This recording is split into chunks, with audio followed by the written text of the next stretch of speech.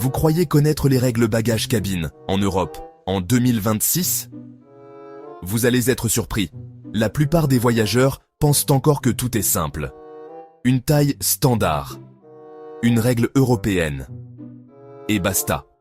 Sauf que la réalité est très différente. Et beaucoup la prennent au pire moment, juste devant la porte d'embarquement. En 2026, une simple confusion sur votre bagage cabine peut vous coûter des dizaines, parfois des centaines d'euros. Pas parce que vous avez fait n'importe quoi, mais parce que certaines règles ont changé, d'autres sont mal comprises, et quelques détails essentiels ne sont presque jamais expliqués.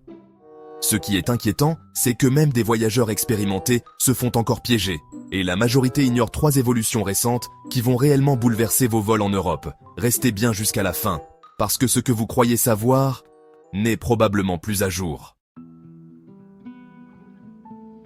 C'est officiel. Il y a maintenant une taille minimale garantie dans toute l'Europe. Depuis la fin de l'année 2025, une règle commune s'applique enfin aux vols européens. Quelle que soit la compagnie, vous avez désormais droit à un bagage gratuit que vous pouvez glisser sous le siège devant vous. Sa taille minimale est clairement définie, 40 cm de long, 30 de large et 15 de profondeur. Sur le papier, c'est une petite révolution. Pendant des années, chaque compagnie imposait ses propres dimensions, souvent différentes, parfois volontairement floues. Un sac accepté à l'aller pouvait être refusé au retour. Et beaucoup de voyageurs se retrouvaient à payer simplement parce que leur bagage passait presque. Cette règle a été pensée pour mettre fin à ce chaos permanent. Elle garantit au moins une base commune, un minimum clair, que les compagnies ne peuvent plus réduire arbitrairement. Mais attention, ce bagage gratuit correspond uniquement au sac personnel, pas à la valise cabine classique que beaucoup imaginent encore incluse par défaut. Et c'est précisément là que les choses commencent à se compliquer, parce que ce nouveau cadre n'est que la première étape d'un changement beaucoup plus large. Ce que la plupart des voyageurs pensent encore, et pourquoi c'est dangereux. Pendant longtemps, une idée s'est imposée dans l'esprit des passagers. La valise cabine de 55 par 40 par 25 cm serait la règle officielle en Europe. Beaucoup la considèrent comme un standard garanti, presque un droit automatique. Sauf que ce n'est pas la réalité. Ce format n'a jamais été une règle légale européenne. Il s'agit simplement d'une dimension adoptée par certaines compagnies et abandonnée ou monétisée par beaucoup d'autres.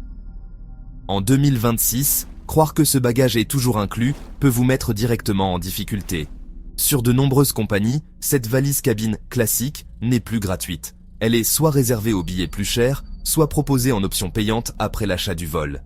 Et le problème, c'est que cette information est souvent noyée dans les détails tarifaires. Résultat, des voyageurs arrivent confiants à l'aéroport, persuadés d'être dans les règles, et découvrent trop tard que leur bagage ne correspond pas à ce qui est inclus dans leur billet. Et c'est exactement comme ça que beaucoup font l'erreur la plus coûteuse. Erreur classique. Ne pas vérifier quel bagage est gratuit avec votre tarif. C'est sans doute l'erreur la plus fréquente, et aussi l'une des plus coûteuses. Au moment de réserver, beaucoup de voyageurs se concentrent sur le prix du billet, l'horaire ou la destination. Ils cliquent vite, valident, et supposent que le bagage cabine est inclus comme avant. En réalité, en 2026, ce n'est plus une évidence. Sur de nombreuses compagnies, le tarif de base inclut uniquement le petit sac personnel à placer sous le siège. La valise cabine, elle, devient une option à part entière, souvent invisible si on ne lit pas attentivement les conditions. Le choc arrive à l'aéroport. Au comptoir ou à la porte d'embarquement, le bagage est contrôlé, pesé ou mesuré. Et là, on vous annonce un supplément immédiat. 30 €. 40. Parfois, jusqu'à 70 € pour un trajet qui semblait pourtant bon marché. Le plus frustrant, c'est que ce surcoût aurait pu être évité en quelques secondes, simplement en vérifiant ce qui est réellement inclus dans votre tarif exact. Mais ce piège n'est pas le seul. Et les mauvaises surprises continuent. Vous pensez que votre valise cabine est incluse? Attention, beaucoup de voyageurs se sentent rassurés en voyant la mention « bagage cabine inclus » au moment de réserver. Le problème, c'est que cette phrase ne veut pas toujours dire ce que vous imaginez. En 2026, elle peut cacher une réalité bien différente. Dans de nombreux cas, ce bagage inclus correspond uniquement au petit sac personnel, celui qui doit se glisser sous le siège devant vous. Ses dimensions sont limitées, souvent autour de 40 par 30 par 15 cm. Tout ce qui dépasse ce format, même légèrement, peut être considéré comme un bagage supplémentaire. la fameuse valise cabine de 55 par 40 par 25 cm, celle que beaucoup utilisent depuis des années, n'est donc pas automatiquement gratuite. Elle est parfois réservée à des tarifs supérieurs, à des options payantes ou à certains statuts de fidélité. Cette confusion entretient un sentiment d'injustice chez les passagers, qui ont l'impression de respecter les règles alors qu'ils ne respectent en réalité que ce qui est écrit en tout petit. Et c'est précisément ici que les règles européennes commencent à jouer un rôle clé, et à semer encore plus de confusion pour ceux qui ne les connaissent pas. Voici ce qui pourrait complètement changer vos vols. Depuis quelque temps, l'Union européenne travaille sur une évolution majeure des règles bagages cabine. Et pourtant, très peu de voyageurs comprennent réellement ce qui est en discussion. Le Parlement européen a proposé une mesure qui, si elle est adoptée, garantirait 2 articles gratuits à bord pour tous les passagers. Concrètement, il s'agirait d'un petit sac personnel, comme aujourd'hui, mais aussi d'un véritable bagage cabine supplémentaire. Ce second bagage pourrait atteindre jusqu'à 7 kg et respecter une dimension totale maximale de 100 cm. Autrement dit, un format proche de la valise cabine classique que beaucoup pensent déjà incluse. Mais attention, c'est un point crucial, cette règle n'est pas encore définitivement adoptée. Il s'agit d'une proposition en cours de discussion, qui doit encore passer par plusieurs étapes avant de devenir une obligation pour les compagnies aériennes. En attendant, rien ne change officiellement. Les compagnies continuent d'appliquer leur propre politique, parfois très stricte. Le danger, c'est de croire que cette mesure est déjà en vigueur, alors qu'elle ne l'est pas encore. Et c'est précisément à cet endroit que naissent les rumeurs, les malentendus et de très mauvaises décisions avant le départ. Arrêtez de croire ce que disent les réseaux sociaux. Depuis plusieurs mois, une information circule partout. Les frais de bagages cabine seraient sur le point d'être totalement interdits en Europe. Vidéos virales, posts alarmants, commentaires affirmatifs, beaucoup de voyageurs en sont désormais convaincus. Pourtant, la réalité est plus nuancée. Selon plusieurs témoignages et médias spécialisés, cette interdiction totale n'est pas une règle en vigueur. Il s'agit d'une proposition politique encore en discussion, pas d'une loi appliquée dans les aéroports aujourd'hui. La différence est énorme. Une mesure proposée peut être modifiée, retardée ou même abandonnée.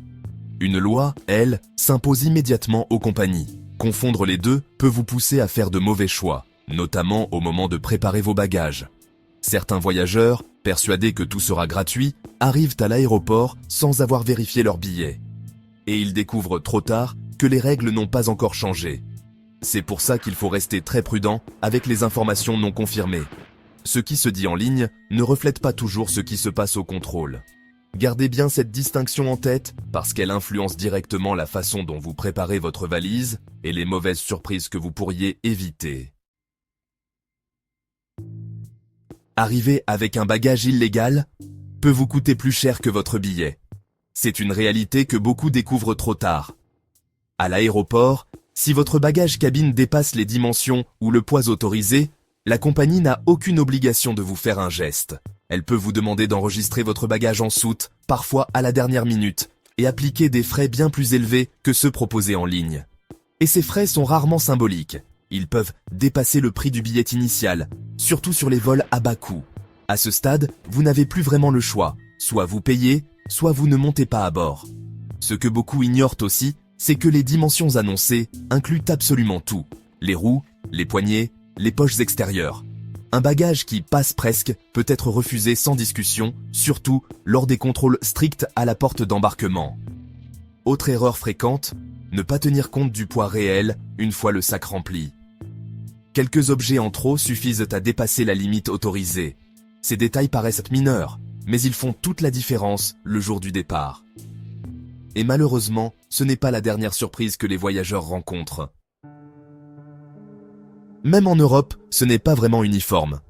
Beaucoup de voyageurs pensent que, puisque les règles viennent de l'Union européenne, tout est désormais identique d'une compagnie à l'autre. En réalité, ce n'est pas si simple. Certaines compagnies ont choisi d'être plus généreuses que le minimum imposé, tandis que d'autres restent très strictes. Par exemple, Ryanair autorise aujourd'hui un sac personnel légèrement plus grand que le minimum garanti, avec des dimensions pouvant aller jusqu'à 40 par 30 par 20 cm. Pour certains voyageurs, ce détail change tout, mais ce qui est accepté chez une compagnie ne l'est pas forcément chez une autre. Sur le même trajet, avec deux transporteurs différents, un sac peut passer sans problème à l'aller et être refusé au retour. Et comme les règles varient selon le billet, la classe ou même la période, la confusion est totale. C'est là que beaucoup se font piéger. Ils se fient à une expérience précédente ou à une autre compagnie sans vérifier les conditions exactes du vol qu'ils prennent cette fois-ci. Résultat, incompréhension, stress à la porte d'embarquement et frais imprévus. Alors, comment être sûr de ne pas se tromper et d'éviter ces pièges? C'est précisément ce qu'il faut vérifier avant de partir. Voici ce que vous devez absolument vérifier avant de fermer vos valises. Avant même de penser à ce que vous allez emporter, prenez quelques minutes pour vérifier un point essentiel. Quelle est la taille réellement gratuite avec votre tarif exact? Pas avec la compagnie en général. Pas avec le vol de votre voisin. Avec votre billet précis, celui que vous avez acheté. Ensuite, regardez les dimensions dans le détail. Les mesures officielles incluent toujours les poignets, les roues et les poches extérieures. Si votre sac est déjà limite à vide, il le sera encore plus une fois rempli. Troisième point, souvent négligé. Le poids autorisé. Certaines compagnies pèsent systématiquement les bagages cabine, d'autres seulement en cas de doute. Ne comptez jamais sur la chance. Enfin, pensez aux objets interdits en cabine selon les règles européennes.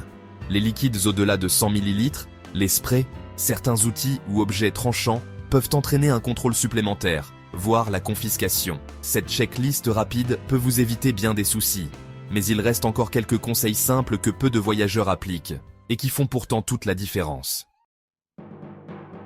Ce détail m'a sauvé plus d'une fois à l'aéroport. Avant de partir, pesez toujours votre bagage une dernière fois, juste avant de quitter la maison. Pas la veille, pas à peu près. Le poids réel, avec tout ce que vous emportez. Beaucoup de voyageurs pensent être largement en dessous de la limite, jusqu'au moment où le sac est posé sur la balance. Si vous êtes proche du seuil autorisé, il existe une astuce simple que peu de gens utilisent. Déplacez certains objets lourds dans vos poches personnelles ou dans une veste que vous portez sur vous. Chargeurs, batteries externes, livres ou accessoires peuvent faire la différence de quelques centaines de grammes, parfois décisifs. Autre point essentiel, anticipez toujours les différences entre compagnies, même pour des vols européens très similaires. Ne partez jamais du principe que les règles seront les mêmes qu'au vol précédent. Enfin, privilégiez les compagnies dont la politique de bagages est claire, lisible et transparente. Un billet légèrement plus cher avec des règles simples coûte souvent moins cher qu'un billet pas cher rempli de pièges. Ces conseils paraissent basiques. Pourtant, ils évitent la majorité des problèmes que les voyageurs rencontrent, juste avant l'embarquement. En 2026, les règles bagages cabine paraissent simples, mais elles ne le sont qu'en apparence.